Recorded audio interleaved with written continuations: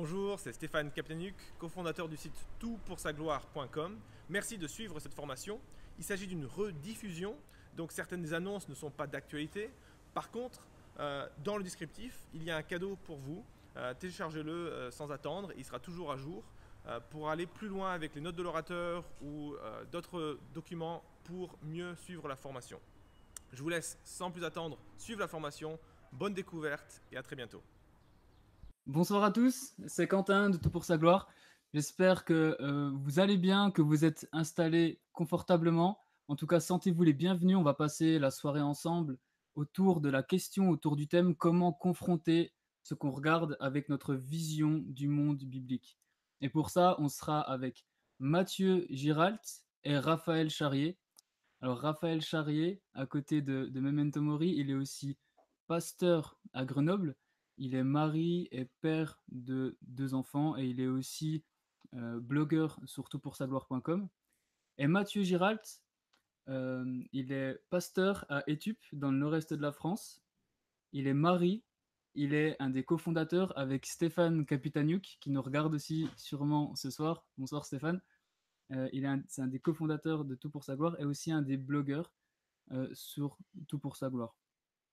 Je pense que voilà, j'ai fait le tour des choses. Maintenant, je vais laisser la place à Mathieu et Raphaël.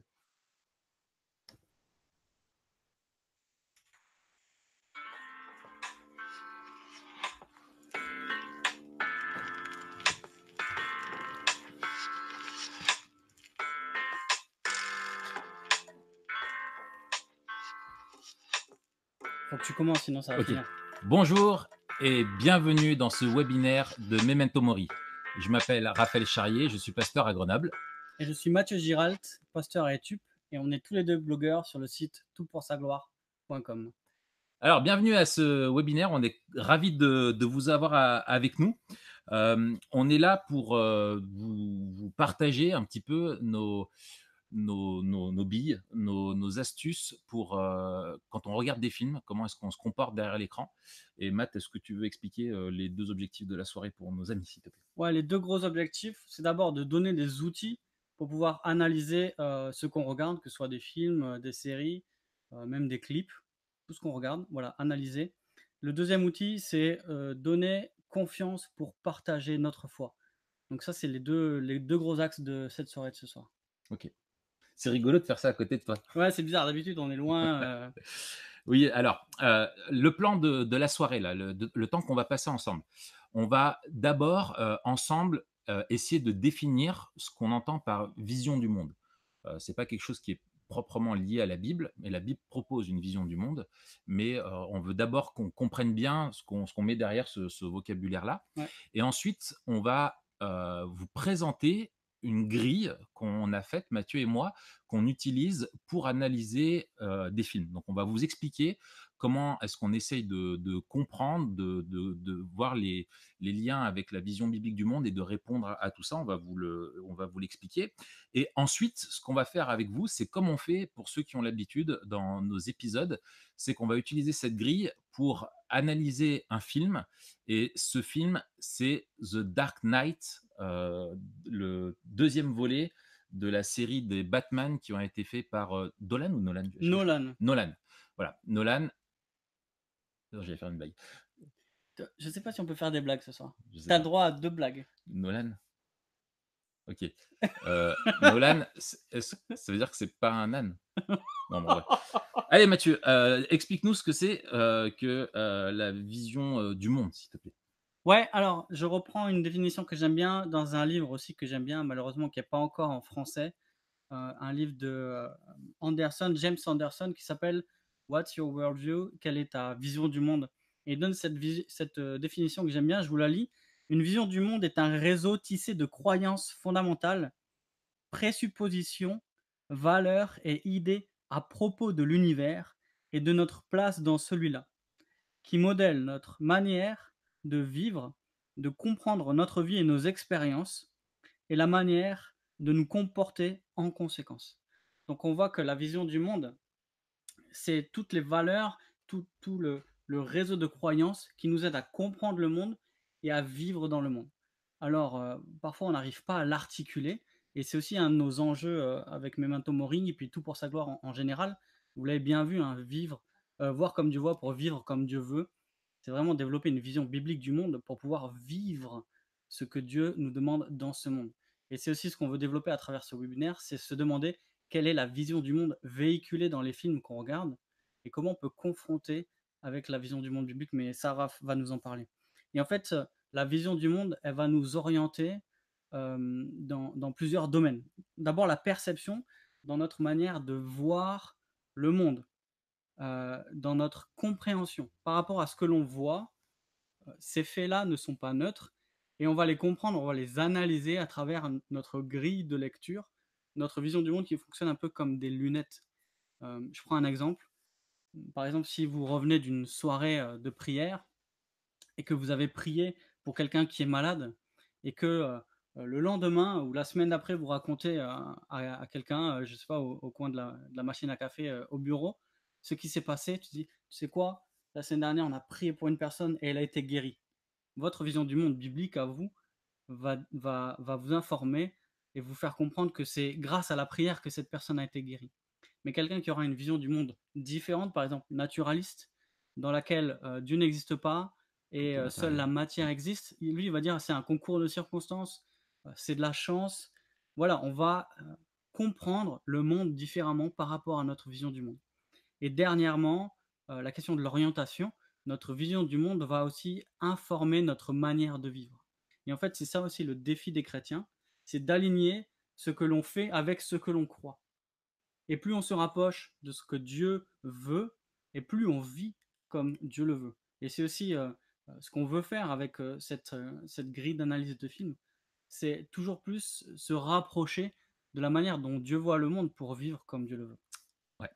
Alors, tout le monde a donc une vision du monde. On ne peut pas vivre sans vision du monde, sans ces présupposés un petit peu qui nous animent, qu'ils soient conscients ou inconscients, conceptualisés ou non. En tout cas, personne ne peut se payer le luxe de ne pas avoir de vision du monde et de vivre selon. Alors, la question de la vision du monde répond enfin, la notion de vision du monde répond à quatre grandes questions. La première de ces questions, c'est qui suis-je? Selon notre vision du monde, on va répondre différemment à cette question. Est-ce que je suis le fruit de l'évolution? Est-ce que je suis le fruit d'une création? Est-ce qu'il y a un être supérieur, transcendant, qui m'a voulu? Ou est-ce que c'est simplement un hasard, etc. Et en gros, ça répond à la question non seulement de l'origine de la vie, mais aussi de son rôle et du sens de notre vie. Si l'on pense que l'on est simplement voilà, le fruit d'une évolution, peut-être qu'on va attacher une valeur on va attacher à la vie une valeur différente que celle si on croit qu'on a été créé ou si on croit qu'il y a différentes qualités d'être humain, etc., etc., tout le racisme, etc., par exemple. Ensuite, la deuxième question, c'est où suis-je? C'est-à-dire quelle est la nature de l'univers qui m'entoure? Et encore une fois, il y a encore cette question-là de l'environnement dans lequel on est. De quoi est-ce qu'il est fait? Est-ce que je suis dans un monde qui est strictement matériel comme moi ou un monde où il y a une autre dimension que je ne vois pas? Est-ce qu'il y a quelque chose de mystique? Est-ce qu'il y a quelque chose de religieux ou pas du tout, etc. Ensuite, ça va être la question du problème, de l'obstacle. Toute vision du monde comprend qu'il y a quelque chose qui cloche. Mm. Il y a un grain de sable dans la machine et dans notre façon de vivre. Il y a toujours un problème. Il suffit de regarder les infos, il suffit de regarder tous les films, etc. Dans toutes les histoires que nous regardons, dans tout ce que nous vivons, nous constatons qu'il y a des événements qui ne se passent pas, qui ne se produisent pas comme ils devraient. Et donc, on essaye de surmonter cet obstacle-là. Ça, c'est la question du problème et on va essayer de comprendre quelle en est son origine, sa nature, de quoi il y fait. Est-ce que c'est un mal qui est personnel à cause de quelqu'un, que ce soit une personne ou que ce soit un esprit ou que ce soit voilà, ou est-ce que c'est impersonnel, c'est-à-dire une chose, un événement qui se passe fortuit, fruit du hasard, etc. Mais il y a toujours un problème à résoudre. Et puis, la dernière question, qui est logique, qui va avec, c'est la question de la solution. Quelle est la solution? Comment est-ce qu'on va réussir à surmonter ce problème-là qu'on a et comment on va arriver à le surmonter, à aller au-delà et à trouver son épanouissement et comment, en gros, est-ce qu'on va être sauvé du problème, que l'on a. Hem, 3 pièges à éviter. Ouais, 3 pièges à éviter. En général, quand on aborde la culture, que ce soit, des films, des séries ou même la musique, la culture en général, la peinture, tout ce que vous voulez, on voit 3 gros pièges à éviter. Le premier, c'est de penser que la culture est, entièrement et intrinsèquement Un train vous séquement. un train, tu as 2 trains. Un train peut en cacher un autre. Ouais, mais pas une gare. Bon, Intrinsèquement bonne. Et ça, ce serait oublié justement par rapport à la vision biblique du monde, heu, que le péché a tout corrompu. Et donc, n'importe quelle culture ou n'importe quel aspect de la culture n'échappe pas à la corruption du péché. Du coup, le premier problème, ce serait de faire preuve d'une certaine naïveté, qui nous ferait prendre la culture comme elle vient et pas nous poser de questions. mmh, Le deuxième problème, ce serait l'extrême inverse. Ce serait de considérer que, la culture est entièrement mauvaise et totalement mauvaise. Et là, ce serait oublier un autre aspect de la vision biblique du monde qui est la grâce commune. D'ailleurs, on a fait un épisode de Memento Mori, ouais, sur la grâce commune. voilà, la grâce commune. On vous invite à aller l'écouter plus tard. C'est en lien dans la description. Ah ouais, on n'a pas fait les trucs de youtubeurs au début là. Ouais, Salut ouais, les ouais. loulous. Ouais, ouais, c'est vrai, ouais, ouais, On le ouais. fera peut-être quand on reprendra tout à l'heure à la pause. Ouais, ouais, ouais. Pensez que la Exploser culture. de pouces bleus. Oh Pardon, putain, c'est excuse-moi. plus dur quand on est en live parce que Ouais, ouais, les gens faut se contenir. s'ils partent, ils reviennent pas. Non, non, restez. Penser que la culture est mauvaise, c'est oublier que Dieu, dans sa grâce, permet à l'homme de continuer à refléter son image et que le péché, s'il a tout corrompu, ne l'a pas corrompu totalement, complètement. Il reste encore des traces, des étincelles de la gloire de Dieu qui maintient certaines choses Mmh, relativement bonnes dans le monde, des choses bonnes pour nous et donc qui permet aussi un certain épanouissement. ouais. Ouais, ceux qui croient ça vivent vraiment dans une culture séparée. Il y a le religieux, le sacré Et le et le retrait. profane, Voilà, voilà. si on pensait en termes dans l'Église, le premier danger, ce serait la compromission, parce qu'on n'arriverait pas à discerner. Ouais. Le deuxième danger, ce serait le retrait, parce que non plus on ne voudrait pas discerner. Le troisième danger, ce serait de croire que la technologie est neutre. Parfois, c'est quelque chose qu'on entend. Ouais. On entend que la technologie est neutre et tout dépend de la manière dont on l'utilise. Mais Genre c'est un marteau, un marteau, par exemple, peut servir un, un comme mar un serre-livre mmh, ou à casser la tête de quelqu'un. voilà et si tu es un marteau, Tout le monde ressemble à des clous. donc tu casses la tête à tout le monde. OK. Le problème avec ça, c'est que la technologie n'est pas neutre dans le sens où elle induit un certain comportement en nous. Et j'aime bien raconter cette histoire, peut-être vous l'avez entendu dans le podcast que j'ai fait avec les amis du Bon Combat. Je vous la fais en raccourci. C'est Nietzsche donc qui écrivait et qui, vers la fin de sa vie, commençait à perdre la vue. Et parce qu'il ne pouvait plus voir les feuilles sur lesquelles il écrivait, il a commandé une machine à écrire qui est assez marrante parce que c'est une boule à écrire en gros. Et il écrivait et quelque temps après, un de ses amis lui a fait remarquer que ses écrits avaient changé de ton, que la manière dont il écrivait était beaucoup plus lapidaire, beaucoup plus ramassée. Et Nietzsche lui-même en a conclu que euh, le fait qu'il utilise une nouvelle technologie avait changé non seulement sa manière d'écrire, mais aussi sa manière de penser. Mmh. Alors ça, c'est un exemple en particulier, mais il ne faut pas croire que toutes les technologies qu'on nous amène, par exemple sur nos smartphones, ou alors Sur toutes les notre questions culturelles que l'on voit dans les films, ne nous affectent pas.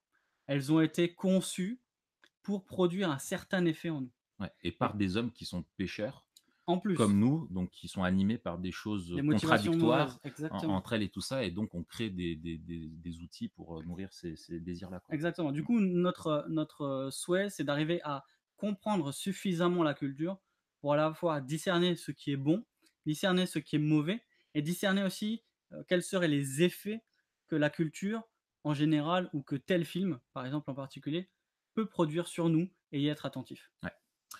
Alors voilà pour cette première partie, un petit peu cette définition. Ce qu'on veut vous rappeler, c'est que notre vision du monde informe ce que nous voyons et ce que nous voyons forme notre vision du monde. Nous sommes perméables et tout ce que nous voyons nous façonne. Moi, j'utilise souvent ça. En général, si tu vois quelqu'un, par exemple, je vais faire quelque chose qui peut-être va être un exemple qui sera plus du tout pertinent d'ici un an, mais si tu vois quelqu'un qui a un homme aujourd'hui qui a les cheveux rasés, les cheveux longs au-dessus, qui se fait une couette, qui se met des joggings super serrés, tout de suite, tu vas pouvoir identifier quel genre de musique il aime, et cetera, parce qu'il veut ressembler à ce qu'il écoute. Ce ne sera pas un fan de De métal Charles Aznavour. ou ouais, voilà, ce ne sera pas un fan de AC/DC ou de trucs comme ça. Au contrairement à un fan de AC/DC, tu vas le reconnaître. Enfin, voilà, c'est un peu caricatural, certes, ça limite pas tout et d'ailleurs, on vous enverra après sur vous allez avoir un épisode qui va sortir, sur des questions d'observation, c'est des données là, Ouais, qu'on a fait, voilà, sur enfin bref. Minority Report. Voilà, tout à fait. Mais, on ressemble à ce qu'on consomme, à Exactement. ce qu'on adore, à ce qui nous fait vibrer, et cetera. Et donc c'est important pour nous de chercher à ressembler à Dieu parce que c'est lui qu'on adore. Et donc, nous on a une grille qu'on utilise et qu'on voudrait vous partager. Cette grille-là, elle est simple, elle est en 3 C, c'est-à-dire il y a 3 parties dans notre analyse. C'est-à-dire que quand on regarde un Ça fait un peu comme Passepartout, tu sais? oui. Oui, ouais, comme moi quand je fais avec mes doigts cassés. Donc il y a 3 C. 3 C. Le premier, c'est le C de comprendre. On me dit en régie que c'était une blague qu'il fallait pas faire. Donc le C de comprendre, c'est-à-dire qu'on essaye de vraiment comprendre ce qu'on regarde. C'est-à-dire qu'on ne regarde pas le cerveau débranché, on essaye de comprendre. Le deuxième C, c'est la deuxième étape, c'est de confronter, c'est-à-dire de voir quels sont les éléments de l'histoire en rapport avec le grand récit de la Bible. Et le troisième point, c'est de communiquer. Comment est-ce qu'on peut utiliser tous les médias qu'on consomme avec des amis au quotidien dont on parle tout le temps, et c'est valable aussi pour des émissions TV, tout ce qu'on dit là, c'est valable pour ouais, la musique, et cetera, tous les mêmes des sujets d'actualité. Voilà, comment est-ce qu'on comprend la vision du monde qui nous est proposée, comment est-ce qu'on la confronte à l'évangile et comment on trouve des points de contact et de contraste pour apporter la vision biblique du monde. Et pour juste introduire ça, et Mathieu va vous expliquer ensuite la première partie, comment est-ce qu'on va comprendre le film, je voudrais vous citer Mike Cosper, qui a écrit ce livre dont on a, je crois, déjà parlé, si l'épisode est paru, sur la télé-réalité. Oui, il est paru Ah lundi. ouais, Vous lundi avez vu là, ça ouais. lundi. Donc, dans ce livre, qui malheureusement n'existe pas en français, mais qui est un excellent bouquin, qui est écrit donc par cet homme qui est chrétien et qui nous dit que les films font écho et forment nos désirs. Si l'art décrit correctement le cœur humain, il va refléter à la fois la corruption de l'humanité et la soif du cœur humain qui aspire à l'éternité, à la beauté, à la rédemption. Tout ce que nous trouvons dans l'Évangile. Donc, ce que souligne Mike Cosper, c'est que toutes les histoires que nous créons en tant qu'humains reflètent et sont intégrées dans la grande histoire de l'Évangile.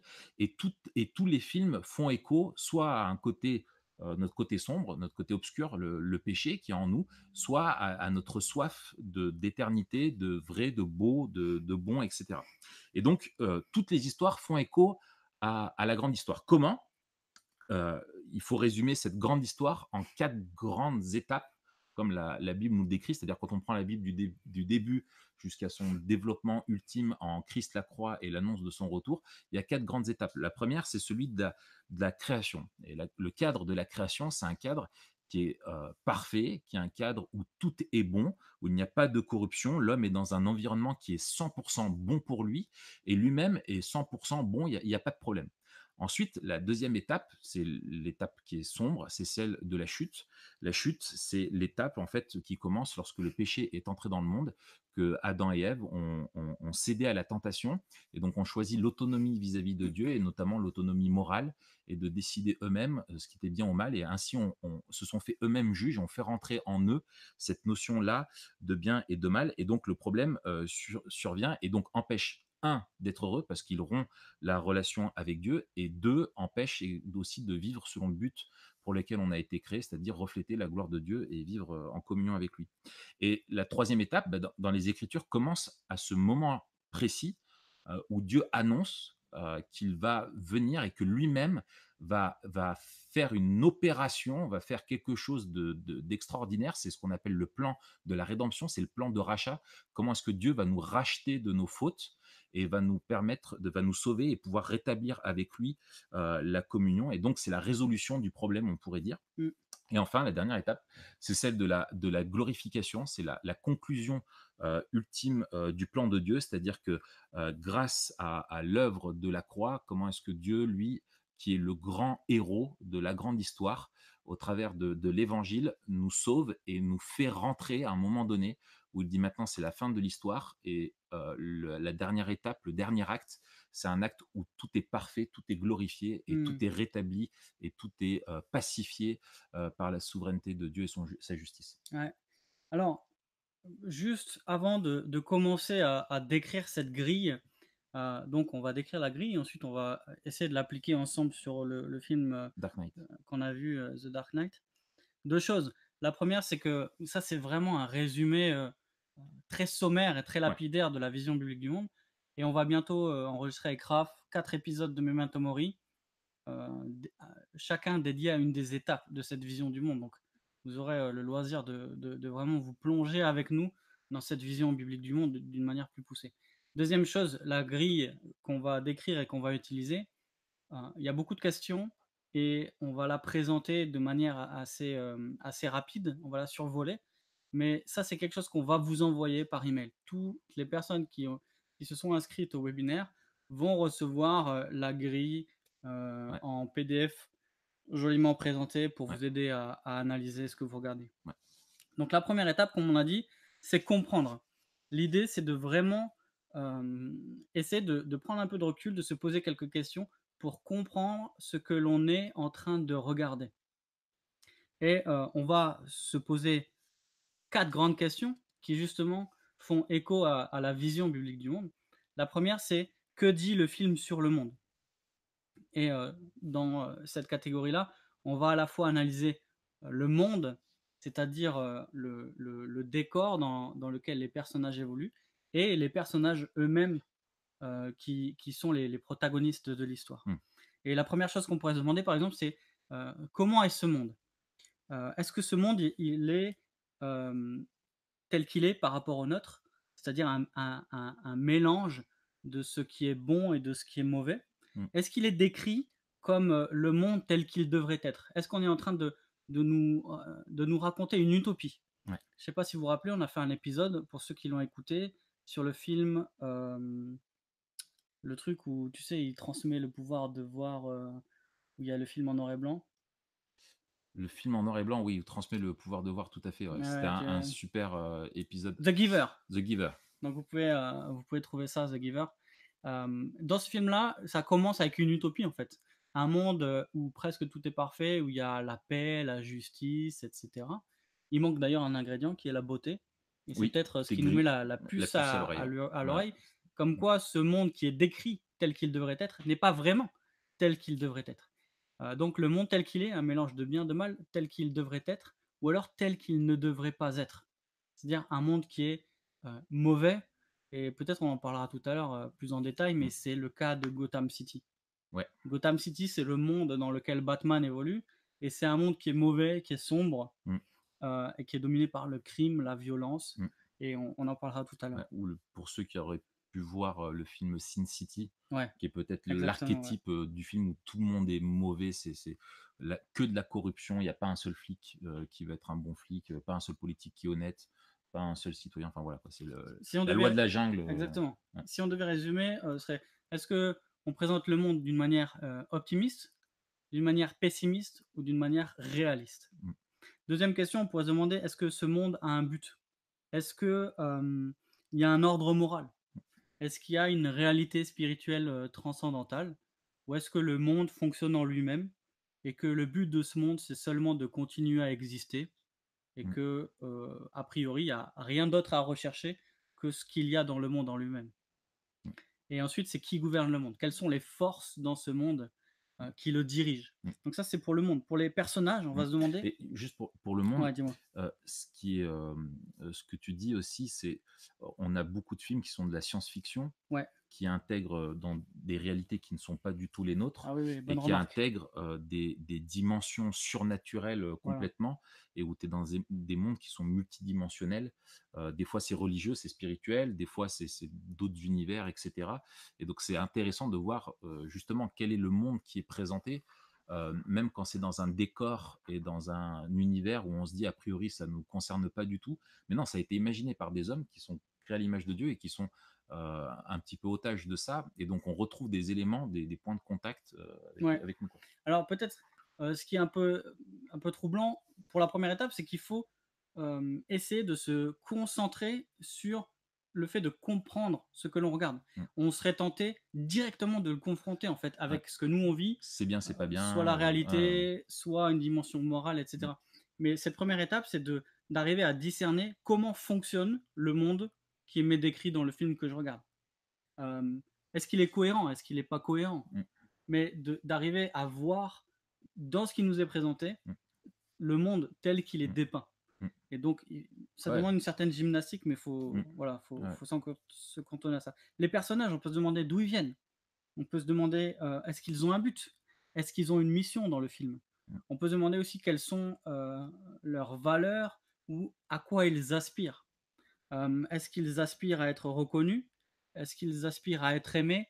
Est-ce qu'ils aspirent, au respect, à l'obéissance ou à la puissance, Mmh. au pouvoir? Et ça va nous aider plus tard Mmh. dans notre analyse, mais on veut savoir ce qui drive, ce qui Ouais. dirige Ce les qui personnages. mue les personnes, quoi. Ensuite, on va se demander, deuxième étape, quel est le problème?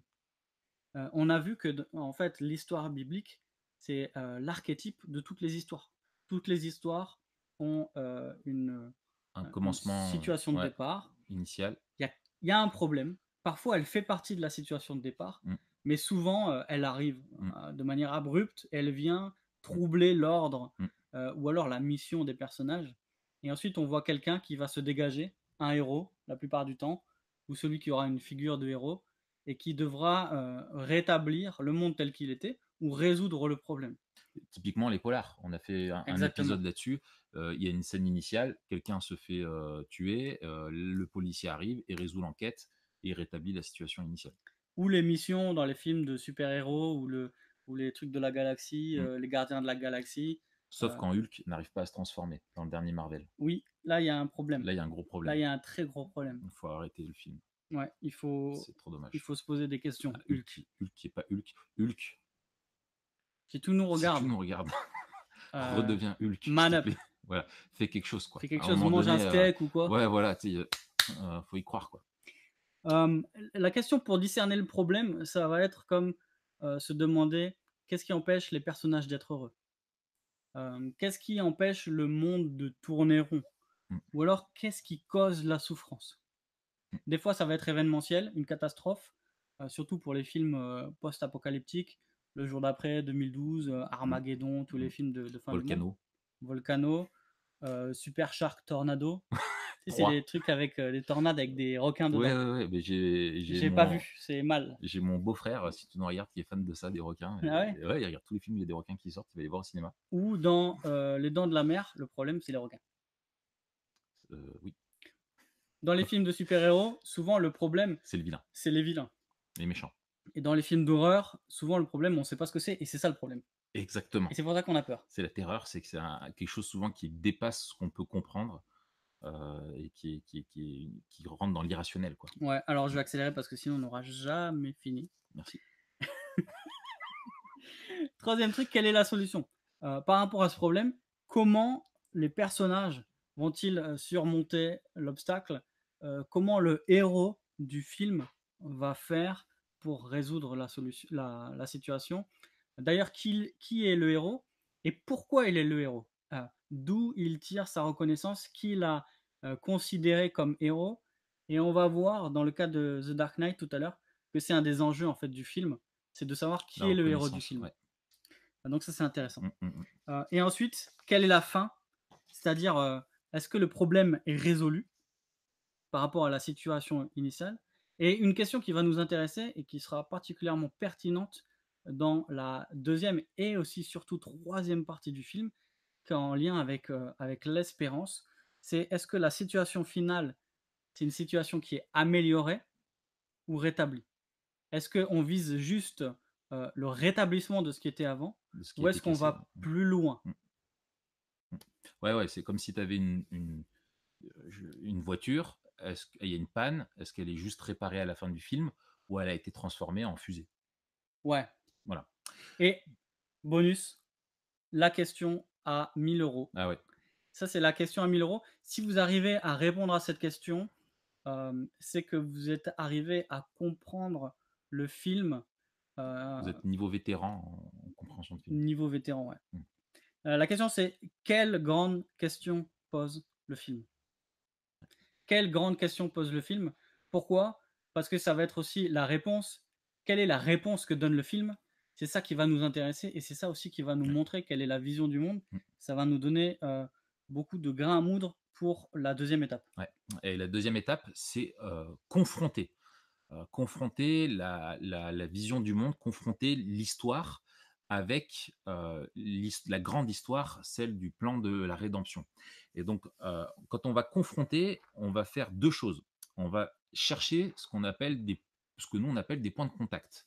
C'est-à-dire qu'est-ce qui est cohérent, qu'est-ce qu'on retrouve, qu'est-ce qui est cohérent à la vérité biblique, qui est la vérité telle qu'elle est créée. Donc vraiment, nous on croit que c'est la vraie vérité, que la Bible dit vrai sur le monde, sur l'homme, sur la destinée, etc. Donc, qu'est-ce qui correspond, qu'est-ce qui est cohérent avec ça? Et la deuxième partie, c'est de voir qu'est-ce qui contraste, qu'est-ce qui est opposé, où est-ce qu'il y a des mensonges, où est-ce qu'il y a des choses qui, en tout cas, ne sont pas cohérentes, involontairement ou non. Alors, je vous explique. Par exemple, euh, dans les points de contact, on va se demander qu'est-ce qui fait écho donc à la grande histoire. On va se poser ce genre de questions-là. Par exemple, qu'est-ce qui rappelle l'Éden? Repensez toujours à cette grande histoire de la Bible. C'est simple, on reprend toujours création, chute, rédemption et la gloire éternelle, la glorification. Voilà, est-ce qu'on est dans un monde où il y a une création qui est bonne? Ou est-ce qu'elle favorise, est-ce que ce monde favorise l'épanouissement de l'homme, de la société, des personnes, etc. Qu'est-ce qui rappelle la chute? Comment est-ce que l'homme est dans cette société, dans cette création? Est-ce que c'est corrompu? Est-ce qu'il y a que certaines personnes qui vont être, par exemple, mauvaises, comment dire, très manichéen, un film très manichéen avec les bons, les méchants. Le méchant est méchant parce qu'il aime être méchant et son but c'est de détruire l'univers parce qu'il veut détruire l'univers, on n'explique pas pourquoi. Et le gentil, il est juste gentil parce qu'il est gentil et qu'un gentil c'est gentil et que Et c'est que des bonnes d'ailleurs, choses. si tu me permets, c'était une de mes critiques dans le film God's Not Dead. Hem, je trouvais justement que le point négatif du film, c'est en fait qu'il présentait un peu, de manière très Mm, caricaturale les chrétiens comme des personnes, gentilles et mm, bonnes et les non-chrétiens comme des personnes, mauvaises. mm. Et en fait, je trouve que le film loupait justement la condition humaine, Mm. Telle qu'elle est. la déchéance totale et le besoin de grâce de chacun, en De fait. chacun, tout à fait. Ouais. Donc ça, voilà, c'est en gros, qu'est-ce qui nous rappelle, comment est-ce qu'est l'homme, comment est-ce qu'est la société? Est-ce que les lois, est-ce qu'on est dans un monde où il y a une société qui est profondément injuste et que injuste? Est-ce qu'elle a Hem, que des problèmes, voilà, est-ce qu'il y a que des problèmes la ou une société? société qui est utopique, un petit peu comme, disait Matt? Voilà, ça, on va trouver les points de contact là-dessus. Ensuite, qu'est-ce qui rappelle la rédemption? Comment est-ce qu'est l'homme, comment est-ce que l'homme, la société, les protagonistes, du film vont trouver l'espoir et quelle est leur quête, où est-ce qu'ils vont trouver, qu'est-ce qui leur permet d'avoir confiance en l'avenir, qu'est-ce qui les pousse à avancer? Est-ce que c'est des valeurs? Quelles sont les valeurs, par exemple, qui vont pousser un héros? C'est un désir de justice, là on dit: «Bah, ouais, ça match avec, la vérité biblique». Dieu est un Dieu juste qui veut rétablir la justice. Est-ce qu'il est, voilà, est-ce qu'il est motivé par l'amour? Il fait quelque chose parce qu'il aime et qu'il veut sauver, typiquement, combien il y a de films où tu as un héros où il se fait kidnapper sa femme et sa fille et par amour, il est prêt à prendre tous les risques pour les sauver. Taken. Voilà, tout à fait, bon chance. Bon chance. Et cetera, et cetera. Et puis, qu'est-ce qui rappelle la gloire à venir? C'est-à-dire ultimement, ce film, qu'est-ce qu'il propose? Quel est l'idéal? Qu'est-ce qu'il promet? Voilà, qu'est-ce qu'il promet? Quel est l'idéal qui est promis, dans le film à la fin? Et ce que disait Matt, c'est ça, c'est-à-dire, bah, est-ce qu'on voit une fin qui est meilleure que la situation d'origine. Là, à ce moment-là, on touche un point de contact avec la Bible, parce que la Bible nous parle vraiment d'une solution éternelle, durable, irréversible dans l'état de gloire et de jugement, où là, c'est fini, il n'y aura plus de rébellion possible, il n'y aura plus d'événements fortuits, de catastrophes, de problèmes. Le problème n'existera plus, cette notion-là, etc., etc., quoi. Ou est-ce qu'on est simplement dans une situation qui revient juste à la normale et le monde reste avec ses problèmes, les personnages aussi, et c'est le propre un peu des séries où on a des personnages qui vont, par exemple, encore une fois, les exemples de policiers, c'est où ils enchaînent, ils sont dans un univers où c'est un éternel recommencement et ils recommencent à résoudre toujours les mêmes problèmes. Et puis, après, donc, les points de contraste, même chose.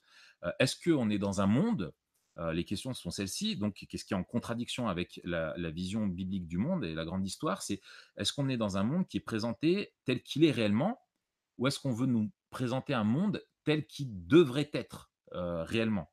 C'est-à-dire, est-ce que le mal est quelque chose qui est compris comme normal, ou est-ce un scandale? Par exemple, il y a des films qui vont présenter le mal presque d'une façon vertueuse, et qui font tout pour gommer et lisser vraiment au maximum la différence entre le bien et le mal, et créer un flou où finalement rien n'est vraiment bon, rien n'est vraiment mal. Il y a un autodéterminisme un petit peu moral Et, c- qui est dedans. et ça peut être soit pour la description du monde, Oui, soit la description des la personnages. moralité des personnages, tout On à a des fait. personnages qui sont fondamentalement mauvais, Mm, mais qui agissent en justicier dans un monde qui est encore plus mauvais. ouais. Et du coup, on va C'est les moins pires. relativiser Mm, la moralité du mm. personnage parce qu'on dit, ben, il aide quand même les autres. Ouais. Ça me rappelle par exemple Punisher, ou des films Ouais, comme ça, tous les films où il y a des vengeurs qui font des choses mal, mais les autres autour sont tellement encore plus mauvais qu'on arrive à se dire finalement, ouais, c'est les moins pires, quoi. Voilà, donc ça, c'est des points de contraste. En fait, ça rend pas justice à ce qu'est l'homme dans sa nature, où tout homme, que ça soit le plus grand des criminels du pire des pays, ou j'ai tout fait pour éviter le point Godwin, hein, ou ou le, le meilleur des hommes, tous, on a en nous le péché et on a en nous l'image de Dieu, quoi.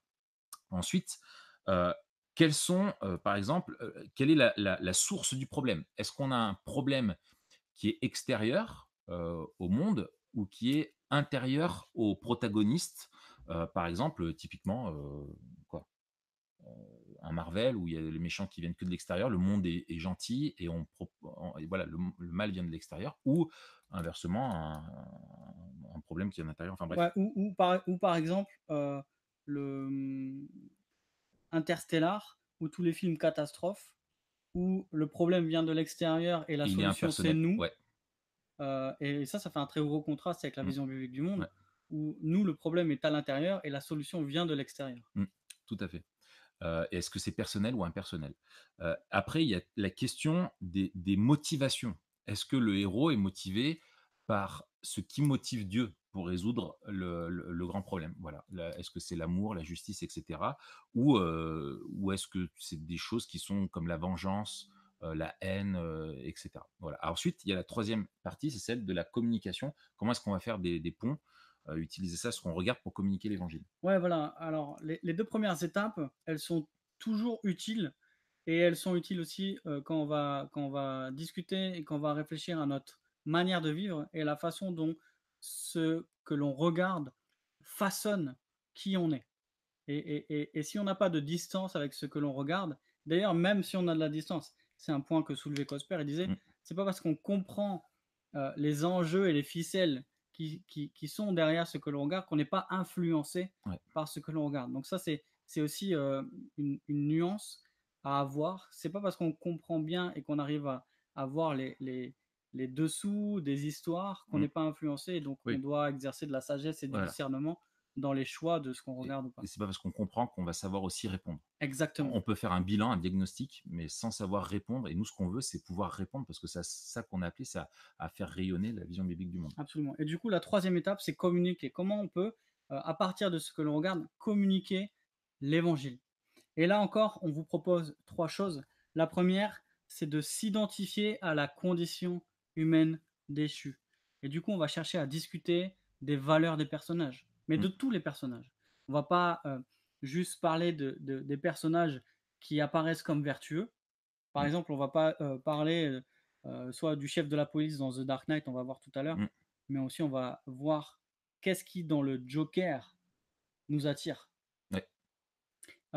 Et justement, Ouais. discuter de ce qui nous attire au niveau esthétique. Est-ce qu'on est attiré au niveau esthétique par des choses qui sont bonnes et qui sont vraiment belles?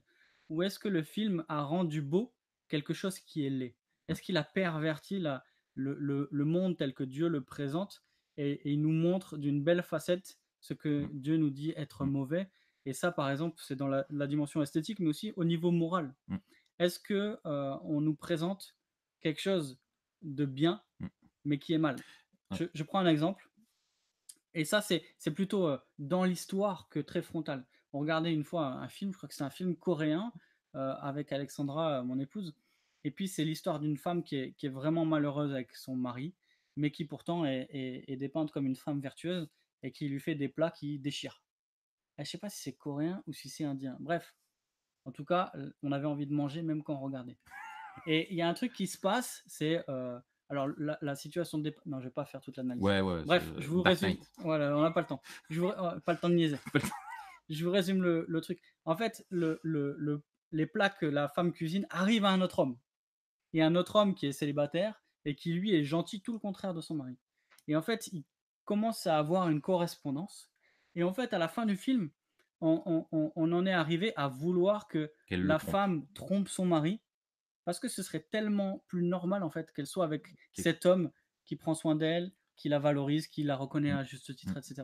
C'est de la rétribution, quoi. Il est méchant, donc qu'elle fasse, qu'elle faire ce Exactement. qu'elle veut, etc. Et Ouais. du coup, il faut se demander quels sont nos sentiments. Est-ce que Mm. nos sentiments vont Mm.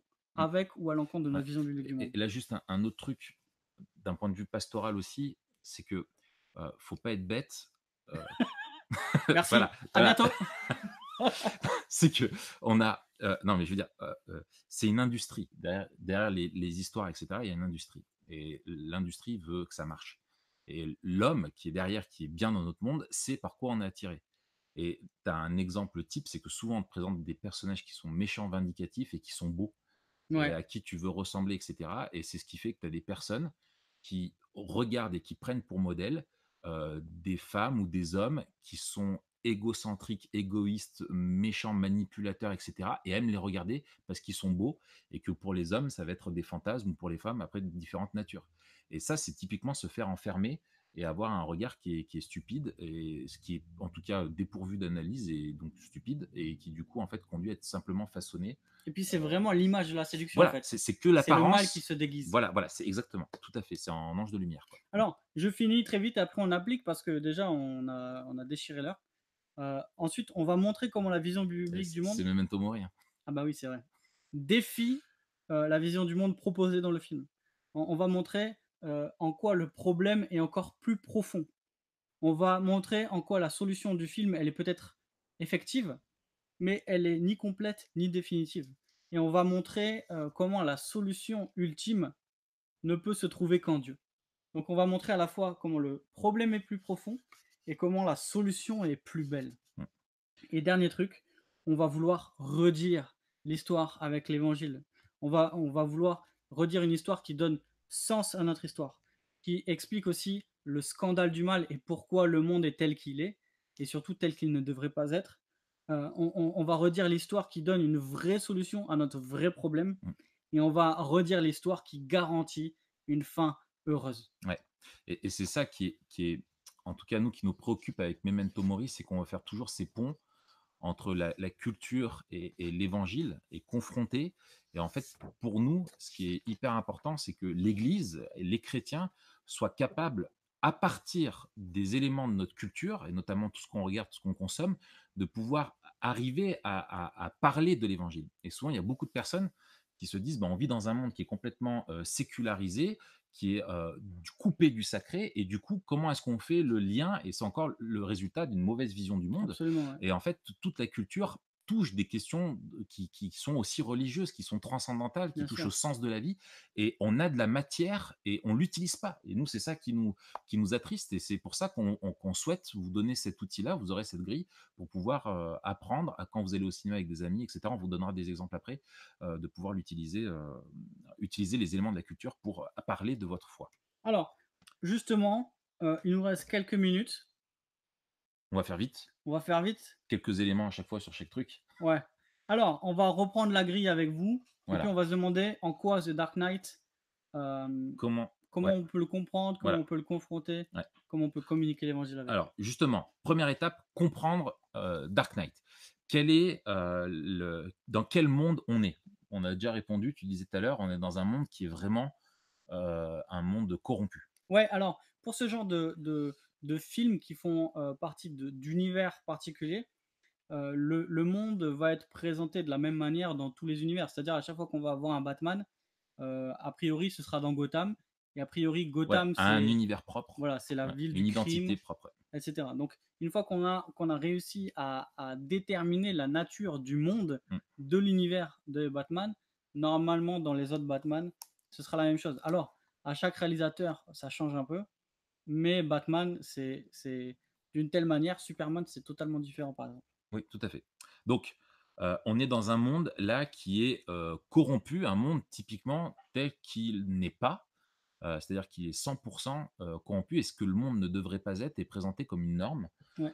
Voilà, quand on se pose la question de l'autorité qui a le pouvoir, on voit typiquement qu'on est face à des politiques dans Gotham City qui sont soit corrompus, soit impuissants et qui n'arrivent pas à endiguer le Et mal dépassé. et complètement dépassés, d'où la place que prend le héros, en l'occurrence Batman, qui est là pour juste lui faire le job que les autres ne savent pas faire ou n'ont pas le courage de faire et les sacrifices qu'ils ne sont pas prêts à faire. Et d'ailleurs, il y a un paradoxe, enfin plutôt un parallèle dans le film, parce que Bruce Wayne, donc Batman à la vie, Oui. à la ville, c'est l'homme le plus puissant de Gotham et l'homme le plus riche de Gotham.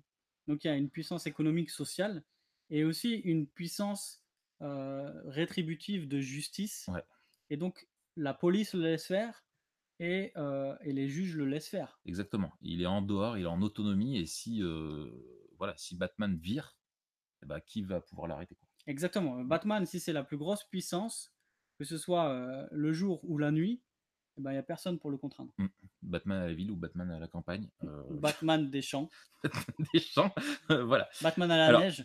Justement, alors l'autre question, est-ce qu'on est dans un monde qui a un sens, qui a un but? Est-ce qu'il y a un ordre moral, une réalité spirituelle dans Batman? Alors justement, il me semble qu'il y a un ordre moral, mais qui est présenté comme presque inatteignable ou perdu. Voilà, frustré.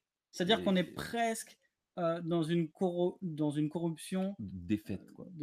Ouais. totale et complète. Tu as une défaite, tu as une morale, mais qui est en défaite. Exactement. Ok, ça marche. Qui gouverne ce monde? On l'a déjà dit, en fait, où les gens, ce qui est intéressant, c'est que dans ce genre de film, les gens lambda n'existent pas. On les présente pas. C'est-à-dire, on les présente pas, et il n'y a pas de pas le temps. personnage. Voilà. Il n'y a pas le temps de niaiser dans Voilà, Batman. exactement. Et il n'y a aucun personnage qui est standard, qui aurait une vie à peu près normale. C'est que des extrêmes qui sont présentés. À part le qui chef de sont la là. police. Oui, mais oui. Mais qui est aussi, Mais qui est qui est accessoire, normal en dans fait. une vie, mais qui est accessoire, mais qui est quand même un homme qui est présenté hyper vertueux, Ouais, etc. absolument, Voilà. ouais. D'accord. Alors les personnages, on en vient. D'où viennent les personnages? Est-ce qu'ils ont un but? À quoi est-ce qu'ils aspirent?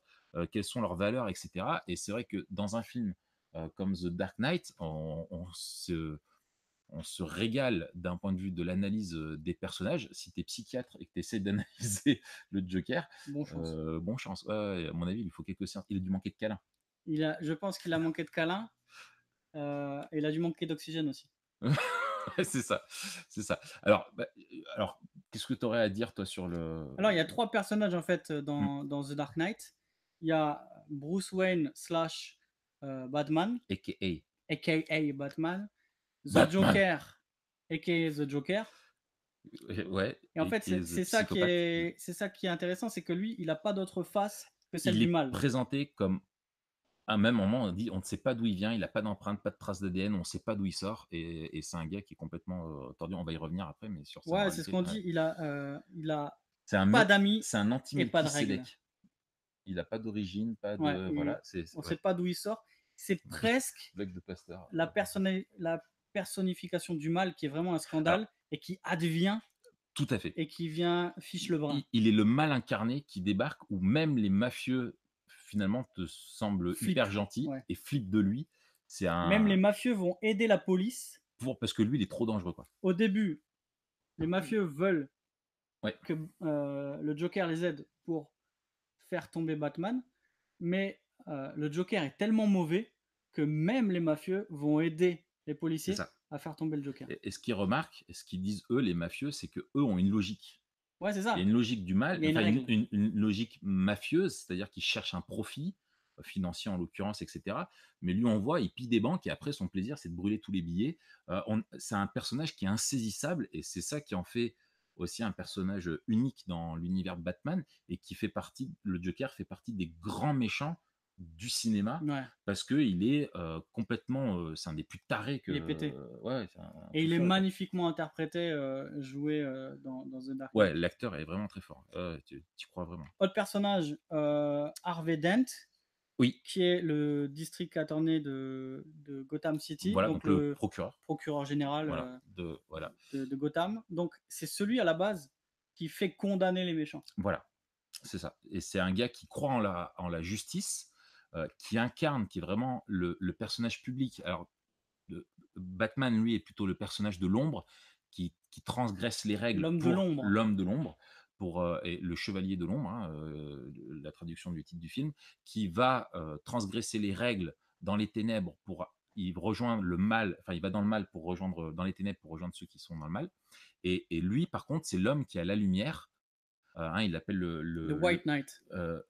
Ouais, c'est ça. Non, le Knight qui se lève, non, ou je sais plus. Enfin bref, qui Le chevalier blanc, quoi. ouais, qui rayonne, quoi, qui shine. Ouais. Bref, et lui, bah voilà, c'est l'homme Shine de bright loi, like a diamond, dirait Rihanna. et donc il rayonne dans, dans la société. Et voilà, et lui, il lui arrive où finalement, c'est intéressant, c'est un personnage qui est très intéressant parce que lui se fait choper, enfin, est victime du Joker. Et finalement, alors qu'il est le personnage qui est l'espoir d'un homme intègre, qui vraiment incarne ça, se retrouve finalement à s'en remettre, à rejeter la notion de justice et à s'en remettre à une notion d'arbitraire, ou simplement avec sa pièce, en fait, c'est double face. Il devient le personnage de double face, donc il change d'identité. Et la notion de justice est complètement absente. Il est animé après que par la vengeance et la haine, et à cette notion d'abstrait qui, en fait, il renverse, il change complètement de paradigme, où c'était un homme de loi, finalement il devient un homme de l'arbitraire. Sans foi ni loi. Voilà, sans foi ni loi, il n'y a pas de loi, c'est le hasard, il s'en remet au hasard. J'aurais voulu te tuer, bah non, je peux pas te tuer parce que la pièce est tombée du bon côté, etc. Enfin, voilà. Ouais, alors on en reparlera. Mais après, C'est encore plus voilà. intéressant. Oui, hein. oui, oui, il y a encore des finesses. Mais il y a une scène en plus qui est magnifique, qui est une scène charnière pour comprendre le film. Ça, c'est des scènes à bien isoler qui nous servent de clé de lecture. Par exemple, on verra aussi quand on fera un épisode sur The Truman Show que le moment où Christophe, le producteur de télévision qui produit le Truman Show, parle à l'antenne et il décrit le monde dans lequel Truman vit. Et ça nous aide en fait parce que à l'intérieur du film, on a comme un super narrateur qui nous explique comment le monde C'est est. ça. Là, c'est un peu différent dans The Dark Knight, mais on a une scène, on est à table, on est au restaurant, il y a Bruce Wayne qui est là avec une fille du ballet russe. On a Harvey Dent et l'ex de Bruce Wayne. Et Harvey Dent reconnaît la légitimité du Batman et dit en fait c'est pas grave s'il y a quelqu'un qui a un pouvoir absolu parce que quand une ville est assiégée, on a besoin d'un héros qui va défendre la ville à tout prix. Et il dit une phrase parce qu'on lui dit oui mais la dernière fois qu'on a fait ça c'est César et regarde comment ça s'est passé, il a gardé le pouvoir. Et il dit une phrase qui est belle et qui sert à boucler le film et qui résume bien en fait, c'est presque une phrase prophétique. Et il dit ce qu'il va devenir. Il dit soit tu meurs en héros, ou tu vis suffisamment longtemps pour te voir devenir un vilain. Et en fait, il est en train de décrire ce qui va lui arriver. Exactement. Et ça, je l'avais noté aussi, c'est une phrase qui est juste géniale. On avance ? On avance. Dernier truc peut-être, un personnage important, c'est Alfred. le, Oui, le, qui est le sage, comment on appelle ça? Il le est majordome, le majordome le de Bruce confident. Wayne. Ouais, Et en fait, c'est lui qui a les punchlines les plus sages du film. ouais, ouais. Et il intervient un peu comme un narrateur qui, de temps en temps, pose un regard Rep- extérieur Du sens, ouais. Il interprète. et il interprète ce que les Mm, personnages ne peuvent pas interpréter eux-mêmes. Ils sont tellement pris dans ce qu'ils sont et dans le exactement. monde. C'est comme si lui, il était un peu dégagé, il pouvait Ouais, donner un ouais. Et regard il extérieur. donne des recommandations qu'ils suivent, et etc. Ouais, Donc ok. là, c'est juste le premier point. Ça, c'est, On est pas on est dans la mal. description. Hein, Voilà, voilà, on voilà. va. On Non, va, on n'est pas à la description, on est dans le non, non, premier on point est de dans la le description. premier point de la description, Est-ce que. c'est-à-dire est-ce qu'on comprend le monde, Voilà. etc. Après, il y a d'où viennent les personnages. Euh, on vient de faire les Ah, personnages ok, là. d'accord, donc c'est ça. Donc on en est à la. Oui, Quel quel est est le le problème? problème? Voilà. C'est quoi Oui, le voilà. problème? Quel est le problème? Excusez-nous, voilà. Donc c'est quoi le problème? Le problème, C'est souvent, c'est nous-mêmes. c'est même le problème, c'est le temps qui défile vite. Mais dans ce film, le gros problème, c'est un problème qui dépasse tout le monde, qui dépasse même le spectateur. C'est ça qui est intéressant, c'est que ça dépasse pas que les protagonistes de l'affaire, ça dépasse aussi le spectateur. C'est le personnage central, le Joker en fait. Ouais. C'est presque plus un film sur le Joker que sur Batman en termes de volume de présence dans le film. J'avais pas remarqué ça avant, mais la présence qu'il a, le Joker, même le temps de parole, etc. Vraiment, le Joker est présent. Et donc, c'est un personnage qui est profondément énigmatique parce qu'on retrouve rien de l'humain, justement, tel qu'il est, c'est-à-dire à la fois bon et mauvais, qui a un sens, qui a un but. Lui, on a l'impression qu'il poursuit qu'une chose, c'est l'anarchie, c'est tout détruire, c'est prendre le pouvoir, mais dans quel but à part tout exploser et jouer avec les autres et les manipuler, on a du Ouais, mal à comprendre. et c'est ce que dit Alfred d'ailleurs. Il dit certains hommes Son veulent juste voir le le monde chaos, brûler. voilà, c'est ça. Et en fait, c'est ça qui est intéressant avec ce personnage-là, c'est que moi, j'ai noté un petit peu plusieurs ressorts qu'il utilise. Et voilà, il utilise la tentation, il crée des, Des dilemmes. des dilemmes insolubles. Voilà, il les lâche. C'est-à-dire, on le voit quand il est en face à face contre Batman qui est fort, bah, il peut rien faire, il fuit, etc. Il esquive, il est menteur, il fait tout pour culpabiliser et rejeter la culpabilité de ses fautes sur les autres, etc., etc. Enfin bref. Et Batman, à un moment donné, lui demande mais Mmh. qu'est-ce que tu veux? Est-ce que tu Exactement. veux prouver qu'au fond, tout le monde est aussi moche que toi? Ouais. Et en fait, il dit: «Mais moi, ce que je veux, c'est faire passer un message». Ouais. Et ça, c'est intéressant quand même. Et après, après avoir dit ça un peu plus tard dans le film, il se dit: «Mais moi, je suis un agent du chaos. Ouais. Je suis là pour le chaos et ce qu'il vise, c'est le chaos juste pour ce qu'il est». Et c'est ce qui en fait un personnage à part, et ouais, qui est assez mystérieux, quoi. On enchaîne? Ouais. Alors, la solution. Ouais, La solution ici, c'est d'éliminer le voilà, Joker, en c'est gros. de rétablir, on va pas vers un mieux, on va juste vers il y a un méga problème qui arrive et il faut rétablir ce problème-là. Et Alors, comment on va arriver à endiguer le il y a un méta-problème qui est ouais, un problème du monde, c'est que Gotham est pourri. voilà, et il changera pas après Et le Joker. voilà, mais au début et à la fin du film, on se demande quel est le rôle de Batman dans cet état-là, qui est un état latent dans Gotham. Mmh. Mais le film, c'est comme une parenthèse là-dedans. Et il y a encore un plus gros problème qui rend Gotham encore pire, c'est le Joker. Mmh. Et à la fin, on est juste revenu à la situation initiale, Initial et on n'a rien mais le avancé. problème de fond de Gotham n'est pas Ouais, réglé. tout à fait. Et justement, quelle est la fin? La fin du Ouais. film, est-ce que le problème est résolu? Bon, là, on spoil, hein. On n'a pas le choix, tu es obligé de On raconter, spoil, mais en même temps, le mais film a 10 ans maintenant, donc faut ceux qui regarder. l'ont pas vu, ouais, ouais, mais on peut le regarder. Moi, c'était la troisième fois, je pense, que je le voyais. Ouais. Ouais.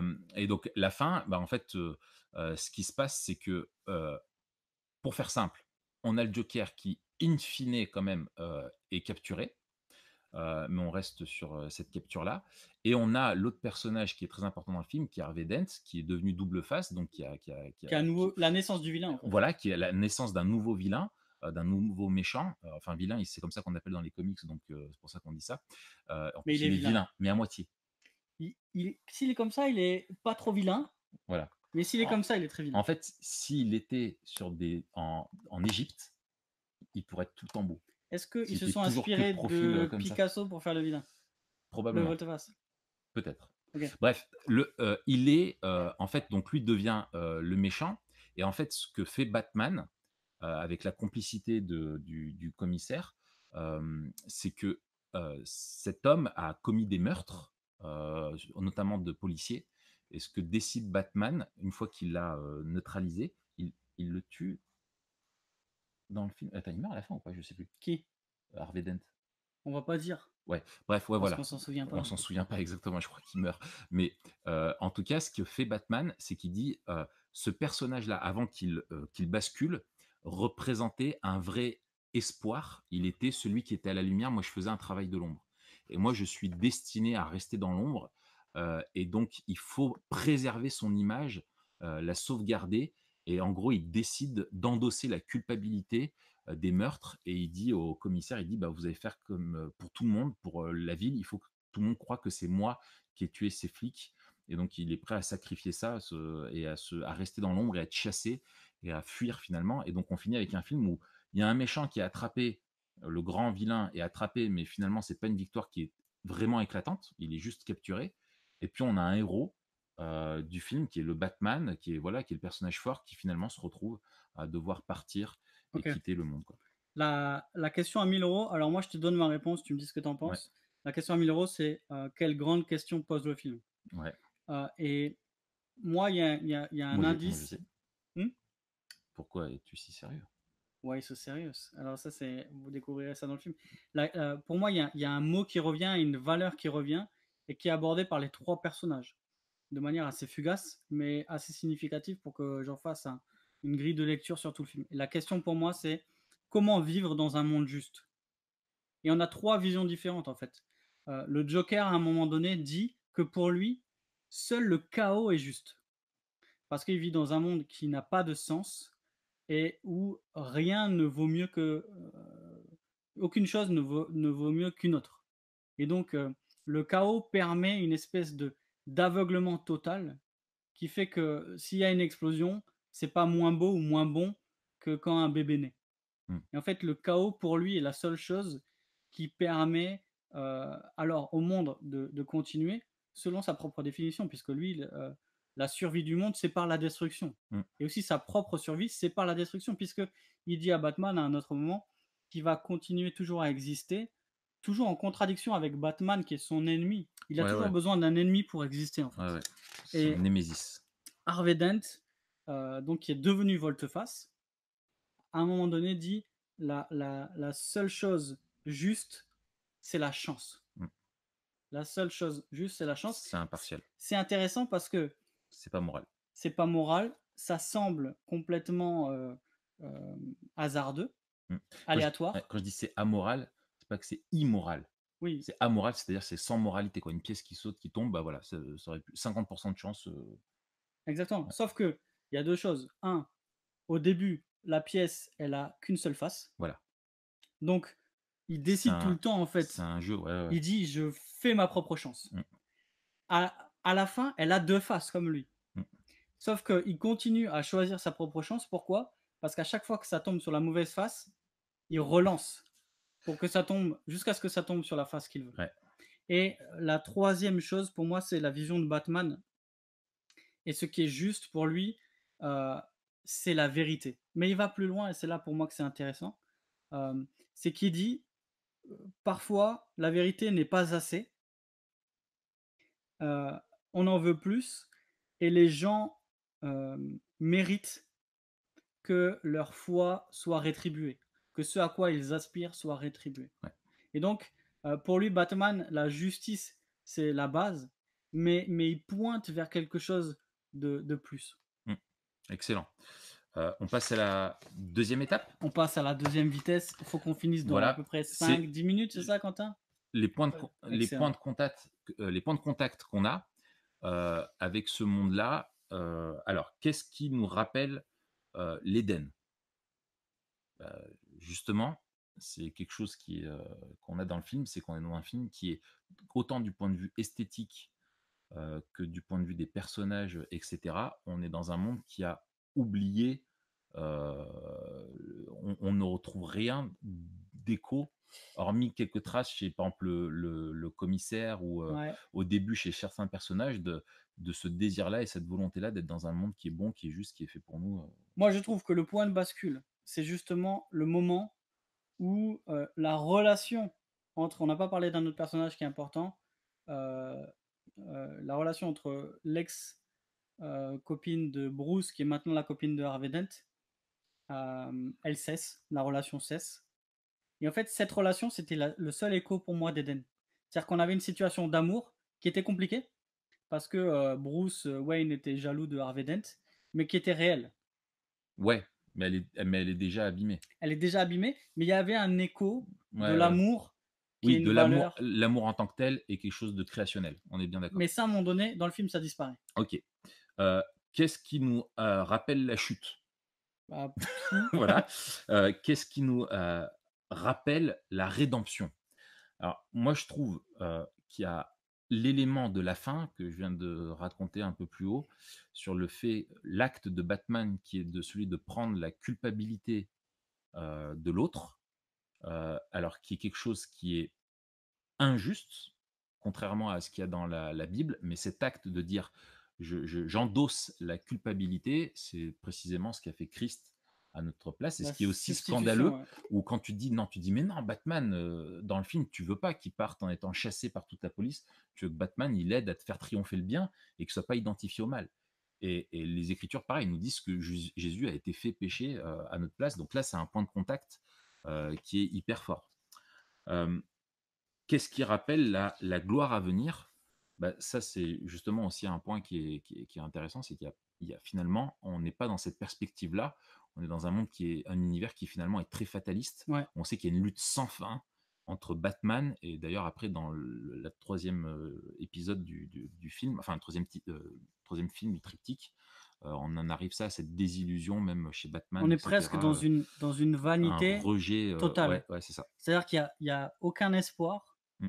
aucune piste d'espoir, et on aspire à rien d'autre que seulement du répit Mm. Ouais. entre deux catastrophes, quoi. Et alors, quels sont les points de contraste? Qu'est-ce que ce monde voilà, est-ce qu'on est dans un monde qui correspond à la réalité? On voit qu'en fait, le monde est beaucoup plus il y a beaucoup plus de gamme et de nuances entre les extrêmes vilains et les gentils, où il n'y a pas que de la faiblesse dans l'homme et il n'y a pas besoin que de super, héros. D'ailleurs, c'est dit plusieurs fois dans le film que les hommes et tu as notamment ce dilemme sur le bateau à la fin, Ouais. que quand même dans l'homme, il y a quand même des valeurs où on voit, il y a même un prisonnier qui décide de sauver en fait des gens qui sont sur un autre bateau, enfin bref, dans un dilemme qu'a créé le Joker, donc ça c'est Et, intéressant. et je trouve qu'il y a aussi quelque chose de beau et d'intéressant dans la dualité entre Bruce Wayne et Batman. À Oui, un moment donné, euh, quand il arrive en hélico là. Alfred, Ah oui, non, à un pardon. moment donné, Alfred lui dit il faut que vous connaissiez vos limites, Ouais. Mr. Wayne. Et Bruce lui dit Batman n'a pas de limites. Ouais. Et lui, il dit oui, mais vous en avez. Exactement. Et donc, c'est comme s'il y avait une espèce de presque de Double identité. double nature, de double identité, Double hypostase. où Batman, c'était comme s'il était invincible et immortel, et Bruce Wayne, c'est l'homme, en fait. Ouais, c'est ça. Donc il y a quand même une figure Ouais, messianique et christique forte dans Batman. exactement. Et d'ailleurs, dans un autre épisode, ils disent son super pouvoir, c'est son argent qui lui donne toutes les possibilités. Mais ce qu'il a aussi, c'est un courage qui est quand même assez fou, quoi. En fait, une des questions du film qui est intéressante, c'est qui est le héros? Exactement. Et tu as aussi, je trouve, cette notion d'imitation qu'on voit qui est très présente au début, où tu as plein. En fait, Batman est une source d'inspiration et lui ne veut pas l'être parce que c'est dangereux et il veut que Harvey Dent soit la source d'inspiration. Et finalement, le gars bascule et il faut préserver une image qui n'est plus, quoi. Oui, et pour autant, au début, on voit des copycats, on voit des gens qui se déguisent en Batman. Pourquoi? Parce que Batman inspire. Pourquoi? Parce que tout le monde sait qu'il, malgré ses pratiques, Ouais. il fait de Gotham un meilleur endroit, Voilà, quoi. exactement. Bon, alors ensuite, les motivations des héros, est-ce que c'est l'amour, la justice? Est-ce qu'ils sont animés par ouais, voilà, l'envie de rétablir la situation, animés par la grâce, le pardon, la rédemption, etc. Alors, quand on voit l'univers de Batman, on sait que ce qui motive Bruce Wayne au plus profond de lui, c'est la vengeance de du ses meurtre, parents qui ouais. ont été assassinés. Ouais. Et donc, C'est fondateur. voilà, c'est quelque chose qui fonde le personnage même de Batman. Exactement. D'accord. On passe à la troisième étape, Ouais. real quick. Comment communiquer? Comment communiquer avec ça? En gros, en quoi est-ce qu'on peut s'identifier? Ouais. Alors, on a parlé tout à l'heure du Joker. Heu, le Joker, dedans, est un personnage qui terrifie Ouais, et qui, en même temps, fascine. fascine. Exactement et en Comme, fait, comme Redouane Faïd pour le système alors oui, carcéral. voilà, exactement et on en avait fait un épisode là-dessus, c'est-à-dire qu'on a en nous une fascination pour le mal et on voit bien, c'est un Ou la personnage transgression. de la culture pop, vraiment, le Joker autant que Batman, qui a Ouais. aussi ce côté sombre, et qui plaît beaucoup, à cause de ça et donc là, on voit que ça parle en nous, on aime on savoure autant le personnage de Batman quand il casse, du méchant, qu'on savoure la folie, qu'on voit comment il Chez s'appelle? Joker. Chez le Joker On- et on- qui est on- profondément malsaine et qui met mal à l'aise, quoi. et ça fait écho aussi en nous à un désir de rébellion Ouais, et de rendre des comptes à personne. C'est-à-dire ouais, que le Joker, c'est celui qui veut continuer à faire ce qu'il veut, à détruire tout ce qu'il ouais, veut, sans être inquiété par exactement. personne. L'autre point de justement aussi de la communication, ce qui est excellent, c'est que, le Joker est un archétype. Finalement, si on dit que Batman, quand il revêt son costume, il prend et la culpabilité, il revêt un côté christique, christologique qui ressemble à Christ, lui, c'est la personnification du diable, quoi. Ouais. C'est-à-dire qu'il y a que lui-même qui le comprend, il est obstiné, déterminé, il y a rien. Même quand il se fait taper et qu'il est en train de mourir, il chute, là et qu'il le rattrape, il est en train de rigoler et ça, c'est tu te dis: «Mais ce mec, qu'est-ce qui peut le motiver à faire autant de trucs?» Tu vois? Il est pas sous l'emprise de drogue ou tu vois ce que je veux dire? Dans sa nature lui-même, il est mauvais et tout ce qu'on disait tout à l'heure, la tentation, la culpabilité, la lâcheté, voilà, c'est toutes des qualificatifs qui sont donnés à Satan dans les Voilà. Écritures, Et quoi. en général, dans les films, on aura plutôt tendance à s'identifier aux gentils ou aux bons, mais c'est aussi important quand on est dans cette deuxième étape de confrontation, cette troisième étape de communication, d'arriver à s'identifier à chacun des personnages et à dire mais finalement, on est Qu'est-ce que ça dit de tous, nous? voilà, on est tous pourris Mmh, et on a tous besoin de la grâce. mmh, Et ça va être le plus gros pont entre mmh. le film et notre vie et l'évangile, ça va être le besoin de la grâce, Ouais. notre besoin de C'est grâce. ça et là aussi où l'évangile, apporte, c'est que là où dans Batman finalement la solution finale, elle est une prise de culpabilité, mais qui est une fuite et qui est une défaite et qui est vouée à le pousser plus dans les ténèbres. Là, on voit que l'évangile est bien plus complet parce que Christ, lui, prend notre culpabilité et c'est également un scandale. C'est-à-dire que c'est à cause de nos fautes qu'il va à la croix, mais, c'est précisément parce qu'il meurt à la croix qu'il peut nous sauver et que ça le glorifie d'autant plus à nos yeux et lui amène à ôter une réelle culpabilité. C'est-à-dire que Harvey Dent, dans le film, reste Harvey Dent avec le mal qu'il a fait, mais nous, notre culpabilité est réellement effacée et c'est ça dont on Ah, a besoin et on a cette promesse d'une vraie justice accomplie où la justice, la soif de justice est réellement satisfaite dans les Écritures et dans la réalité, parce que Christ l'a accompli à la croix, et donc on a cette espérance-là, quoi. absolument. Et il y a quelque chose où, comme dans Gotham, le monde va mal, Ouais. comme le Joker, on est pourri, Mmh, comme Batman, on a soif de justice, mmh, mais nous-mêmes, on est face à l'impasse ouais, que ni nous, ni la justice, ni les pouvoirs en place ne pourront mmh, régler le problème du monde. Et donc, il faut que l'aide vienne de l'extérieur.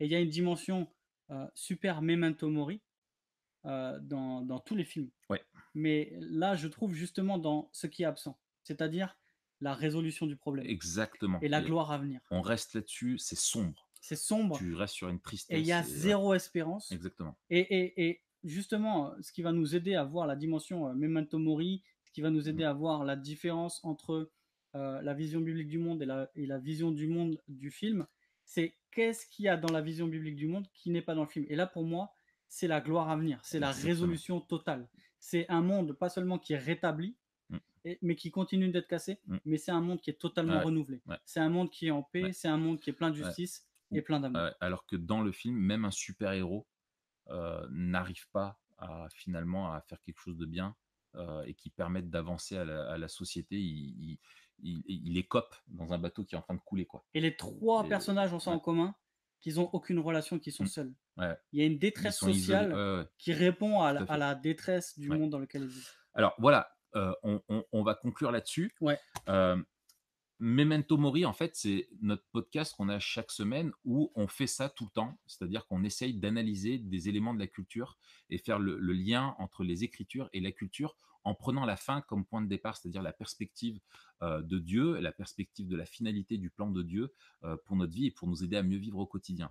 La grille que vous allez avoir, vous tous qui participez au webinaire qu'on va vous envoyer, qui est gratuite, euh, on vous la donne pour, en fait, pour vous aider à avoir un outil pour justement creuser ces questions-là et les partager avec, par exemple, vous allez avec des potes au cinéma, vous pouvez vous rappeler de dire: «Bon, je comprends, je confronte et je communique». Ou votre famille, Voilà, votre famille, vous les regardez ça enfants. avec les enfants, c'est éduquer les enfants justement de vivre dans un cadre où, on veut vivre comme Dieu veut et Voir comme Dieu voir comme voit. Dieu veut, exactement. Et enfin, ou avec dans le cadre de l'église, avec un groupe de jeunes, où vous décidez de projeter un film, et cetera, bah, après de dire: «Bah, tiens, j'utilise ça, cette grille-là, ces 3 aspects-là pour» au lieu de dire juste: «C'est bien, c'est pas bien», ça aller un peu plus loin et montrer comment est-ce qu'on peut répondre Ouais. à tout ça. On est de retour pour répondre à vos questions. Déjà, merci beaucoup d'être Ouais, resté jusqu'à la fin. Merci beaucoup d'avoir aussi posé vos questions. C'est vraiment important pour nous d'avoir vos retours. mmh, Et peut-être une précision dès le départ, c'est que certains avaient compris qu'on parlerait de la manière de choisir ce qu'on peut regarder ou pas. Et c'est pas le cas. non. Mais à ce propos, on vous renvoie à un article qui doit être dans la description. Peut-être c'est le premier lien, Quentin, tu me confirmes? Il est dans la description, je te le confirme. Ouais. Ok. En fait, la question c'est est-ce qu'un chrétien peut écouter de la musique non chrétienne? Et dans cet article, je vous propose 6 questions à se poser pour savoir si c'est sage d'écouter telle ou telle musique. Et en fait, c'est les mêmes questions que je vous propose pour les films. C'est encore une fois comme souvent dans ce monde qui est en zone de gris, qui est un monde déchu, qui à la fois reflète encore la beauté de Dieu par la grâce commune, mais aussi qui est défiguré par le péché, plus une question de sagesse Ouais. que d'interdiction ou de permission. Donc, je vous renvoie à cet article-là pour moi. Mmh. Ouais, Ouais, voilà, et il faut se poser les bonnes questions. C'est exactement. quand est-ce que c'est assez sain pour qu'on puisse regarder? Mike Cosper parle très bien de ça, où il dit que même dans la Bible, ça nous parle de choses qui sont profondément malsaines et Dieu en parle. La Bible ne parle pas que de choses qui sont saines, mais Dieu nous montre comment lui il traite, le mal et donc il l'aborde et il faut être beaucoup plus, sage que simplement, dans un état binaire. Mais chercher à quelque chose qui est au-delà de ça, c'est-à-dire chercher à glorifier Dieu dans ce qu'on consomme et interroger nos profondes motivations. Est-ce qu'on est motivé à regarder même quelque chose qui peut être profondément un bon film avec des bonnes valeurs, mais on peut regarder ce bon film avec des bonnes valeurs juste parce qu'il y a une héroïne qui a un beau décolleté et qu'on aime. Donc, en fait, on est beaucoup plus complexe Bien que ce sûr. binaire-là et cet article-là répond vraiment à ça. Euh, Peut-être, ouais. Juste à la fin des questions, on va vous présenter aussi le cadeau qu'on vous fait, que notre graphiste Moran a préparé pour vous. Donc restez bien. Première question qu'on traite. Ouais, alors peut-être une question même qu'on va pas traiter, mais que j'aimerais Traiter, bah, traiter vas-y. quand même. C'est parce qu'on a eu ça, peut-être c'est arrivé plusieurs fois, vu qu'on n'a pas suivi les commentaires, à vous de voir. Mm. Mais c'est quelqu'un qui dit: «Il est dangereux d'aimer les choses de ce monde et l'art d'une manière générale est contre Dieu. Le roi David a dit: "Je ne mettrai rien de mauvais devant mes yeux"» Psaume 101. Alors oui, il est dangereux d'aimer les choses de ce monde, mais la question c'est de savoir qu'est-ce qu'on appelle par les choses de ce monde? Hem, quand on nous dit dans la Bible de ne pas aimer les choses de ce monde, c'est les choses mauvaises de ce monde. Parce que si on considère que, tout est mauvais, on oublie que, la grâce commune de Dieu reste et que certaines choses sont bonnes, même en nous qui sommes profondément, pécheurs. Mm. Et la Bible nous parle de l'art. La Bible elle-même est une pièce d'art, Mm. littéraire. La Bible est pleine de poésie. La Bible Mm. nous parle aussi, de la manière dont, par exemple, le tabernacle est construit comme une pièce d'art. Dieu est un Dieu artiste. Dieu est un artiste et Dieu qualifie, alors que c'est après la chute, des hommes pour construire un tabernacle qui sera beau. Et ces artistes-là, ces artisans, ont été équipés par Dieu, par son esprit, pour construire quelque chose qui est à sa gloire. Et si on prend David, puisque c'est David qui est cité, David, c'est un personnage qui est très intéressant parce que c'est le roi qui annonce le Messie. C'est celui que Dieu a oint. C'est un compositeur euh, hyper talentueux qui a écrit énormément de psaumes. Mm. C'est quelqu'un qui jouait de la musique, euh, mais c'est aussi quelqu'un qui a couché avec la femme d'un homme, Mm. qui l'a fait ensuite tuer.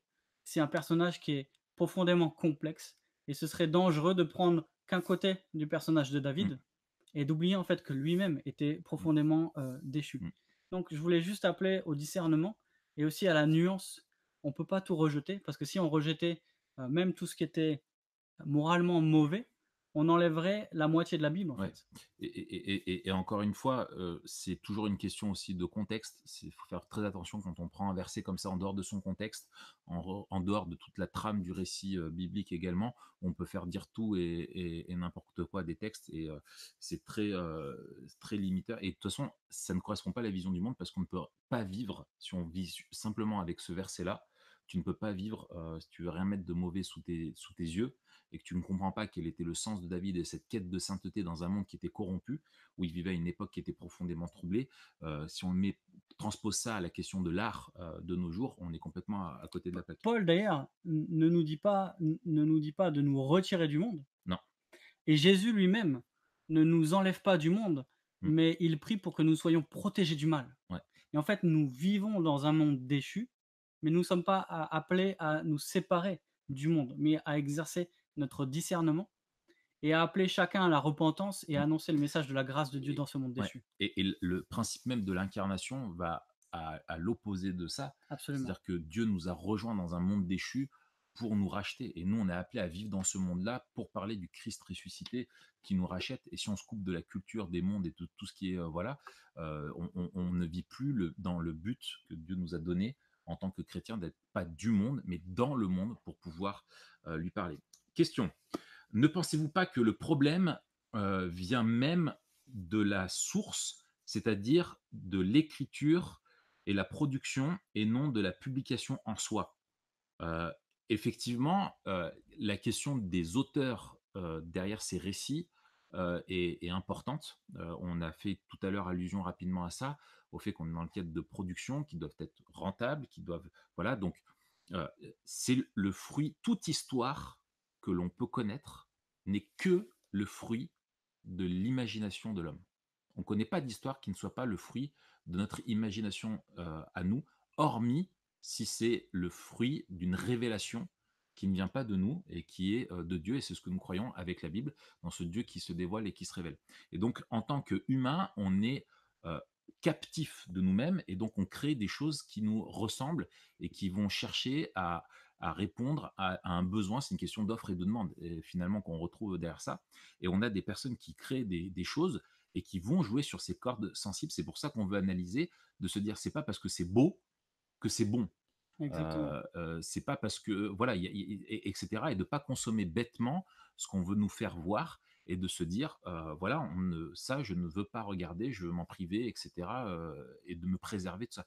Matt et moi, on vit sans télé. On n'a pas Ouais. la télé chez nous parce qu'on veut avoir un contrôle sur ce qu'on regarde et pas tomber dans une addiction des écrans, etc. Et là, on parle de la culture, mais en fait, on passe le plus clair de notre temps dans des bouquins de théologie. Mais justement, on veut avoir une analyse de la culture qui soit fine et se rappeler qu'il y a des hommes qui sont derrière et qui, du coup, dans la production, dans ce qu'ils veulent faire, eux ont même des lois un petit peu de création de contenu où ils savent, on le sait, qu'il faut un certain rythme, qu'il faut mettre tel et tels éléments, il faut une femme qui soit belle, il faut un héros qui soit ceci, cela, etc., pour capter l'attention du spectateur, parce qu'ils écrivent des scénarios pour qu'ils soient lus et vus et que ça fasse du chiffre, quoi. C'est exactement ce qu'on disait Donc au l'attention début. de l'auteur est importante. Voilà, dans les 3 pièges à éviter, le dernier, vous vous rappelez, c'est éviter de penser que la culture est neutre. Elle induit toujours une réponse. En fait, la culture raconte toujours une histoire et elle appelle toujours à une réponse. Et la question, c'est quelle réponse, nous, en tant que chrétiens, on va y apporter? Est-ce que c'est une réponse d'approbation totale? Et là, il y aurait effectivement le danger d'une compromission. Si on est d'accord sans savoir ce pourquoi on est d'accord, et si on est d'accord en bloc, il y a fort à parier qu'on soit compromis, parce qu'on ne peut jamais être d'accord avec tout. Mais d'un autre côté, on peut pas être d'accord avec rien, parce que toute production humaine, même celles qui sont faites par le pire des humains, reflètent quelque chose de la beauté de Dieu. Et là, j'atteins le point Godwin. Je vais utiliser Hitler. mais peut-être différemment de d'habitude.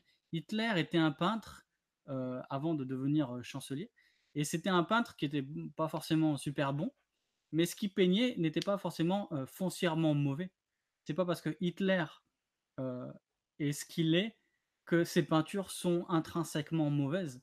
Et même parce qu'elles reflètent le monde créé par Dieu, c'était un peintre qui naturaliste, enfin qui peignait la nature, parce que ces peintures reflètent le monde de Dieu, il y a des parcelles de la beauté. Donc même le pire des hommes peut faire quelque chose de beau. Mm. Et ça, faut faire attention de ne pas tomber dans un certain dualisme. Ouais. Autre question.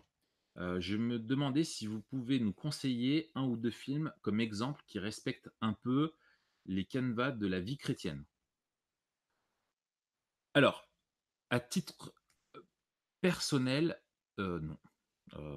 Tout simplement, je reconnais être un néophyte. Je regarde très peu de productions chrétiennes, vraiment qui soient dans le sens de mettre en scène des personnages et de ça, parce que je trouve que c'est Mais là, c'est pas des souvent films chrétiens, maquillé. hein. Oui, mais là, c'est qui reflète ça. Mais en tout cas, je mets ça de côté sur la question des films chrétiens.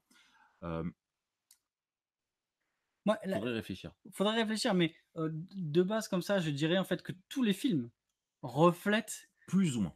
plus ou moins le canevas de la grande histoire chrétienne. Et c'est vraiment le but en fait qu'on voulait atteindre ce soir, Exactement. c'est de vous montrer que dans n'importe quel film, même on ne dit pas qu'on doit regarder n'importe quel film. Ah non. Après avoir discerné avec sagesse les films que l'on souhaite regarder, dans n'importe lequel de ces films-là, qu'il est sage de regarder, pour chacun, et refléter la vision biblique du monde d'une manière ou d'une autre. Mm. Il faudrait faire attention de croire qu'il y a des films qui reflètent parfaitement la vision biblique du monde. Ce sera toujours Mm. approximatif. Ouais, ouais. Il n'y a que en fait la Bible qui elle-même reflète la vision biblique du monde. Et même à l'intérieur de la Bible, en fait, chaque petite histoire, il faut la lire à la lumière de la grande histoire. Quand on lit quelque chose d'aussi horrible que les filles de Lot qui couchent avec leur père pour assurer la descendance, ou quand on lit le viol de Dinah et le meurtre qui s'ensuit, quand on lit les histoires dans les juges, quand on lit toutes les abominations, quand on lit tous les meurtres, on ne peut pas trouver ça moralement bon. Ouais. Et ces histoires en elles-mêmes ne trouvent un sens que dans la grande histoire de la Bible. Voilà. Et leur impact sur nous elles ne sont pas données pour nous encourager à pécher. Exactement. Au contraire, elles nous sont montrées pour nous révéler à quel point on est corrompu et on a besoin que Dieu intervienne pour changer notre nature humaine. Et que même ceux que Dieu choisit, à qui il se révèle et qui conduit, et qui sont censés être les porteurs de son image et ses ambassadeurs, sont défaillants et que malgré ça, Dieu fait grâce, etc. Donc il faut avoir une bonne compréhension théologique et un traitement théologique aussi des événements, des récits qu'on a dans les Écritures. Et l'autre chose, c'est que euh, je fais semblant qu'il y ait une coupure d'écran. L'autre chose, c'est que en fait, il y a des films. Je sais plus ce que je voulais dire. On passe à la question suivante. C'est Ouais. bien ça Est-ce pour qu'on peut expédier. partir oui, je sais, j'ai retrouvé. Est-ce qu'on peut partir de la grille et fixer une limite à partir de laquelle on arrête de regarder un film? Alors, encore une fois, c'est important de rappeler une chose, c'est que on veut analyser, mais aussi ne pas tomber dans un laxisme qui voudrait que sous prétexte d'analyse, Absolument. on va se permettre de regarder tout. On dit, bah, on est dans l'analyse. Parce que ce qu'on regarde, on l'a dit en introduction, nous façonne. Et on n'a pas besoin de regarder de la pornographie pour analyser la culture du monde. On sait déjà, pas besoin d'aller lécher le fond des toilettes pour savoir quel goût ça va avoir. Et au contraire, justement, effectivement, il faut avoir une analyse attentive. Et moi, depuis que j'analyse consciemment ce que je regarde de moins en moins de choses et je cherche vraiment des films qui sont intelligents ou divertissants, mais qui ne vont pas me pousser et qui vont pas nourrir en moi des désirs pécheurs. Ouais, c'est ça. Et Euh, je crois que je citais Cosper qui cite un autre dans son livre, dans mon article sur le discernement, qui disait qu'en fait, c'est un homme qui disait que plus il avançait en âge et plus il avançait en maturité chrétienne, plus il se rendait compte de la liberté que Christ lui avait acquise, que Dieu lui accordait en tant que chrétien, et en même temps de sa propre capacité à refuser de plus en plus de choses.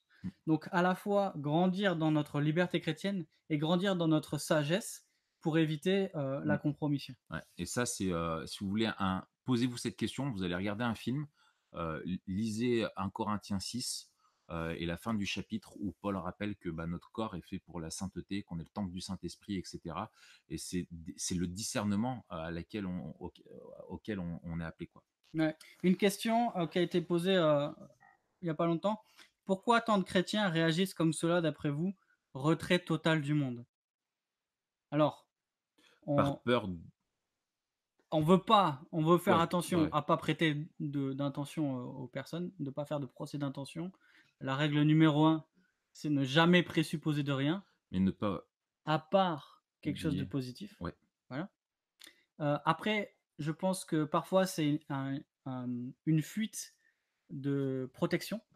C'est-à-dire que la personne, parce qu'elle est fragile ou faible, préfère se retirer que de se compromettre. Et ça, c'est sage. Et ça, c'est sage. Mm. La fuite n'est pas toujours la lâcheté. Non, Parfois, et souvent elle est même le par rapport courage. au péché, c'est du bon sens et du courage. L'obéissance et le courage, ouais.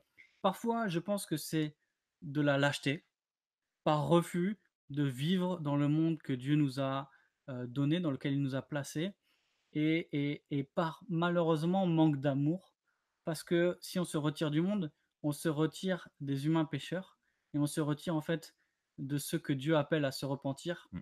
et de ceux qu'il veut sauver. Donc se retirer totalement, parfois, c'est la marque d'un manque d'amour. Mm. Parfois, c'est la marque d'une sagesse. Mm. Donc encore une fois, on ne parle pas en absolu, on Mm. parle en situation. Et dans telle situation, je peux me retirer, ce sera sage. Dans telle situation, me retirer, ce sera un péché. Et donc, c'est à chacun d'examiner.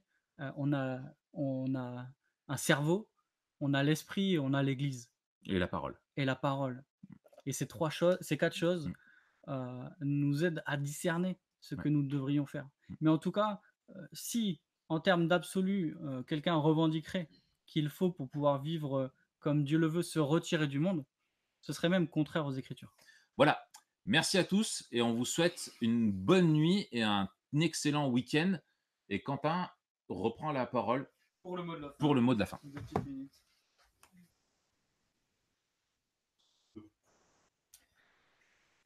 Yes, exactement. La soirée touche à sa fin. Merci Raph, merci Matt. Merci à vous pour vos réactions, pour votre patience, pour les questions. Donc voilà, merci encore de votre présence, de votre soutien. Passez une bonne soirée et on se dit à très bientôt.